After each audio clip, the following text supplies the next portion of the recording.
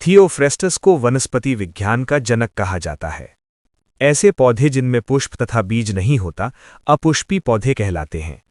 पादप जगत का सबसे बड़ा समूह एंजियोस्पर्म है। शैवाल का अध्ययन फाइकोलॉजी कहलाता है। क्लोरेला शैवाल का प्रयोग अनुसंधान कार्यों में किया जाता है। माइक्रोसिस्टिस टॉक्सिकम नामक शैवाल स्वच्छ जल को दूषित करता है।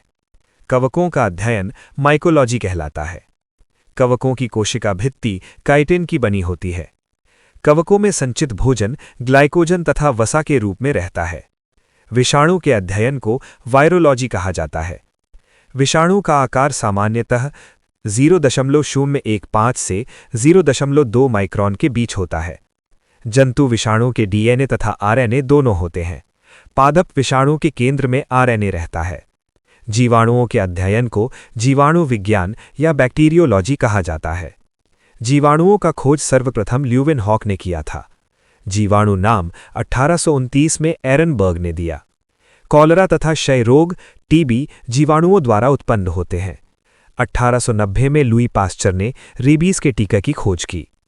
दूध के पाश्चुरीकरण की खोज लुई पास्चर ने की थी। दूध को 62 डिग्री सेल्सियस पर पाश्चुरीकृत किया जाता है।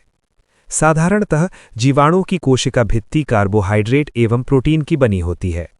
राइजोबियम दलहनी या लेब्यूम पौधों के जड़ों में रहता है, जो वायुमंडलीय N2 या नाइट्रोजन का स्थिरीकरण करता है।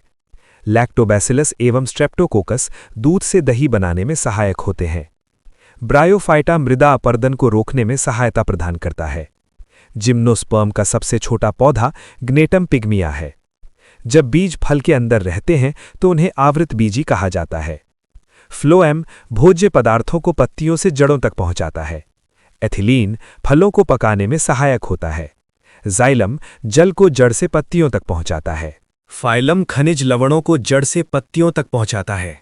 एथिलीन एकमात्र हार्मोन है जो गैसीय रूप में पाया जाता है। पारिस्थितिकी विज्ञान की वह शाखा है जिसके अंतर्गत जीवों का अध्ययन उनके वातावरण के संबंध में किया जाता है। पारिस्थितिकी को सर्वप्रथम A.G. टैंसले ने परिभाषित किया था। सल्फर एवं नाइट्रोजन के ऑक्साइड अम्ल वर्षा यानी एसिड रेन के लिए उत्तरदायी होते हैं। CO यानी कार्बन मोनोऑक्साइड को मृतक वायु कहा जाता है। CO2 हरित गृह प्रभाव के लिए जिम्मेदार होता है। CFC यानी क्लोरोफ्लोरोकार्बन ओजोन मंडल को नष्ट करता है। फलों का अध्ययन पोमोलॉजी कहलाता है। 3 दिसंबर 1984 को भोपाल के यूनियन कार्बाइड संयंत्र से मिथाइल आइसोसाइनाइड गैस का रिसाव हुआ था। मरुस्थलीय पौधों का अध्ययन ज़ीरोफाइटस कहलाता है। सबसे बड़ा आवृत बीजी यानी एंजियोस्पर्म पौधा यूकेलिप्टस है। सबसे छोटा आवृत बीजी पौधा लेमना जलीय पौधा है। सबसे छोटा गुणसूत्र शैवाल यानी एल्गी में पाया जाता है। सबसे लंबा गुणसूत्र ट्राइलियम में होता है। सबसे छोटा नग्न बीजी यानी जिम्नोस्पर्म पौधा जेमिया पिग्मिया है। जिब्रेलिन सर्वप्रथम कवक यानी फंगी से प्राप्त किया गया था। प्रोटीन की मात्रा सोयाबीन में सबसे अधिक होती है। पत्तों की कोशिका में पर्णहरित यानी क्लोरोफिल रहता है। पौधे प्रकाश संश्लेषण में पर्णहरित की सहायता से कार्बोहाइड्रेट का निर्माण करते हैं। फूलों का अध्ययन एंथोलॉजी कहलाता है। फूल पौधा का जनन अंग होता है। पुमंग फूल का नर जननांग है। नर तथा मादा युग्मक के संयुग्मन को निषेचन यानी फर्टिलाइजेशन कहते हैं। निषेचन के बाद युग्मनज यानी जाइगोट का निर्माण होता है। प्रकाश संश्लेषण केवल हरे पौधे में होता है। पौधे रात्रि में स्फुरदीप्ति द्वारा चमकते हैं। जीन को आनुवंशिकी की इकाई कहा जाता है। खाद्य पदार्थों का संवहन फ्लोएम से होता है। क्लोरोफिल में मैग्नीशियम धातु पाया जाता है।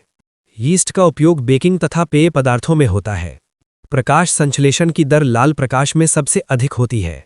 चाय में थीन तथा कॉफी में कैफीन एल्कोलॉइड पाया जाता है। क्लोरोफिल में मैग्नीशियम धातु पाया जाता है।